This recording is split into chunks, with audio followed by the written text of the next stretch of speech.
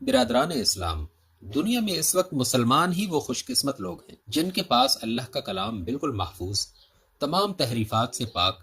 ٹھیک ٹھیک انہی الفاظ میں موجود ہے جن الفاظ میں وہ اللہ کے رسول برحق پر اترا تھا۔ اور دنیا میں اس وقت مسلمان ہی وہ بدقسمت لوگ ہیں جو اپنے پاس اللہ کا کلام رکھتے ہیں اور پھر بھی اس کی برکتوں اور بے حد و حساب نعمتوں سے محروم ہیں۔ قرآن ان کے پاس اس لیے بھیجا گیا تھا کہ اس کو پڑھیں،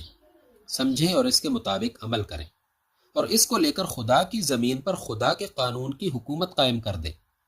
وہ ان کو عزت اور طاقت بخشنے آیا تھا،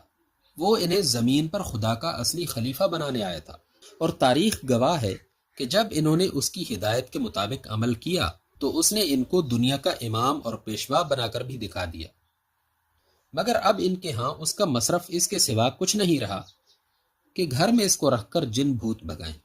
اس کی آیتوں کو لکھ کر گلے میں باندھیں اور گھول کر پئیں، اور محض ثواب کے لیے بے سمجھے بوجھے پڑھ لیا کریں۔ اب یہ اس سے اپنی زندگی کے معاملات میں ہدایت نہیں مانگتے، اس سے یہ نہیں پوچھتے کہ ہمارے عقائد کیا ہونے چاہیے، ہمارے اعمال کیا ہونے چاہیے، ہمارے اخلاق کیسے ہونے چاہیے، ہم لین دین کس طرح کریں، دوستی اور دشمنی میں کس قانون کی پابندی کریں، خدا کے بندوں کے اور خود اپنے نفس کے حقوق ہم پر کیا ہیں اور انہیں ہم کس طرح ادا کریں، ہمارے لیے حق کیا ہے اور باطل کیا، اطاعت ہمیں کس کی کرنی چاہیے اور نافرمانی کس کی، تعلق کس سے رکھنا چاہیے اور کس سے نہ رکھنا چاہیے،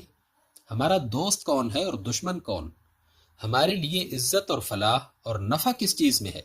اور ذلت اور نامرادی اور نقصان کس چیز میں۔ یہ ساری باتیں اب مسلمانوں نے قرآن سے پوچھنی چھوڑ دی ہیں۔ اب یہ کافروں اور مشرکوں سے، گمراہ اور خود غرض لوگوں سے اور خود اپنے نفس کے شیطان سے ان باتوں کو پوچھتے ہیں اور انہی کے کہے پر چلتے ہیں۔ اس لیے خدا کو چھوڑ کر دوسروں کے حکم پر چلنے کا جو انجام ہونا چاہیے وہی ان کا ہوا، اور اسی کو یہ آج ہندوستان میں، چین اور جاوا میں، فلسطین اور شام میں، الجزائر اور مراکش میں ہر جگہ بری طرح بھگت رہے ہیں۔